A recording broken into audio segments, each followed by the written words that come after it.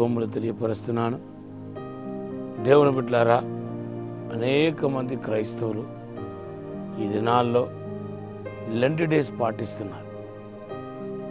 దేవుని బిడ్డలారా, ఈ యొక్క ప్రత్యేకించబడిన దినముగా మనం కొన్ని రోజులు పెట్టుకొని మన జీవితాన్ని సరిచేసుకొని ముందుకు వెళ్ళటం ఎంత మాత్రము తప్పు కాదు.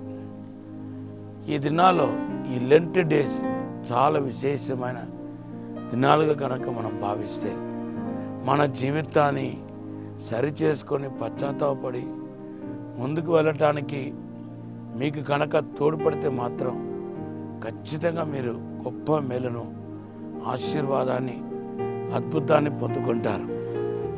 ఇంకా ఈస్టర్ దాకా ఈ రోజు నుండి దేవుని యొక్క ఆ యొక్క శ్రమల గురించి, యేసుక్రీస్తు వారు పడిన శ్రమల గురించి మీ మధ్యలో పంచుకోవాలని చెప్పి ఆశపడుతున్నాను.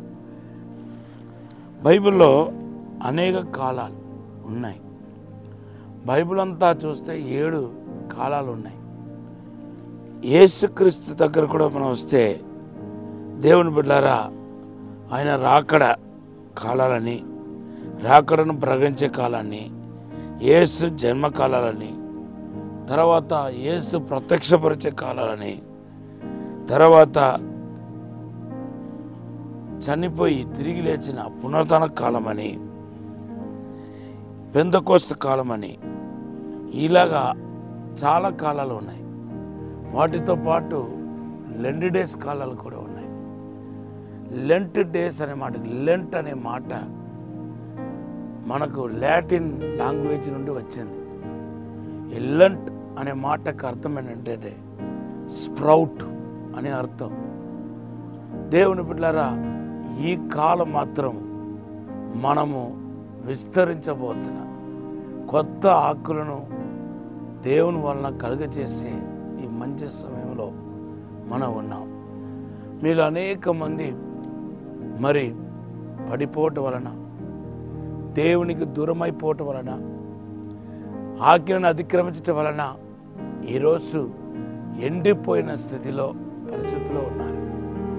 యోబు గ్రంథం 14వ అధ్యాయం 7-8 వచనం మనం చూస్తే యోబు అంటున్నాడు, ఎండిపోయిన కర్ర గురించి నిరీక్షణ ఏంటి అని అడుగుతున్నాడు. ఒక వృక్షం నుండి ఒక కొమ్మ నరికివేయబడిన తర్వాత అది ఎండిపోతాయి. ఎండిపోయిన తర్వాత బైబిల్లో మనం చూస్తున్నాం, అవి చిగురించడానికి ప్రారంభించాయి. దేవుని బిడ్డలారా, ఎప్పుడు తెలుసా? నీటి వాసన చేత చిగురించబడుతుంది.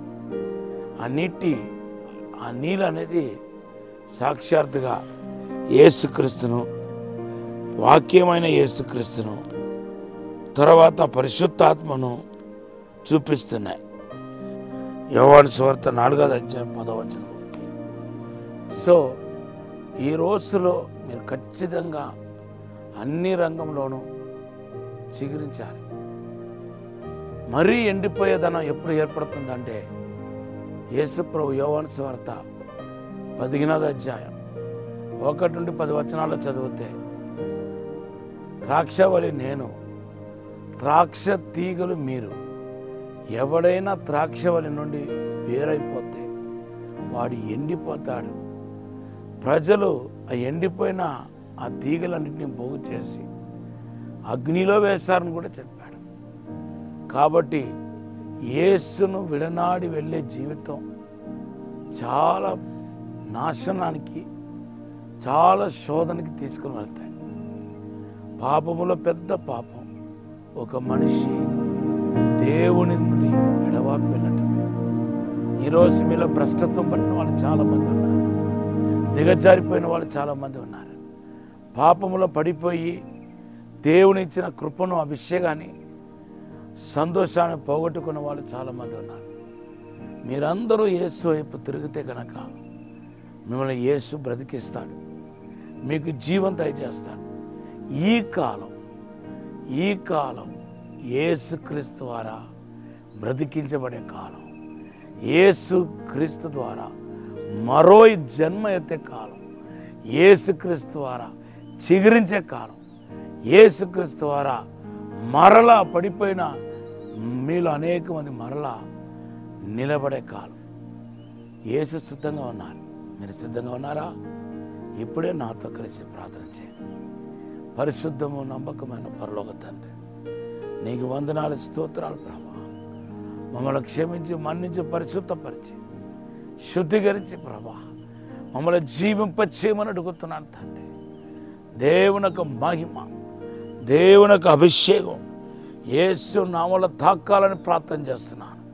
ఇప్పుడే చచ్చిపోయిన వారు, ఆత్మీయంగా దిగజారిపోయిన వారు, ఎండిపోయిన వారు చిగురించాలని ప్రార్థిస్తున్నాను. మీరే తాకుమని దీవించమని యేసు నామములో వేడుకుంటున్నాం తండ్రి. ఆమేన్. కొద్ది దినాల్లోనే మీరు చిగురించబోతున్నారు. దేవుడు మనను చిగురింప చేయబోతున్నానని మాట్లాడుతున్నాడు. మీరు ఆశ్చర్యపడవద్దు, దిగులు పడవద్దు. దేవుని యొక్క ఆత్మ మీ పైన అల్లాడబోతున్నాయి. ఈ నెలలోనే దేవుని ఆశీర్వాదాన్ని చూడబోతున్నారు.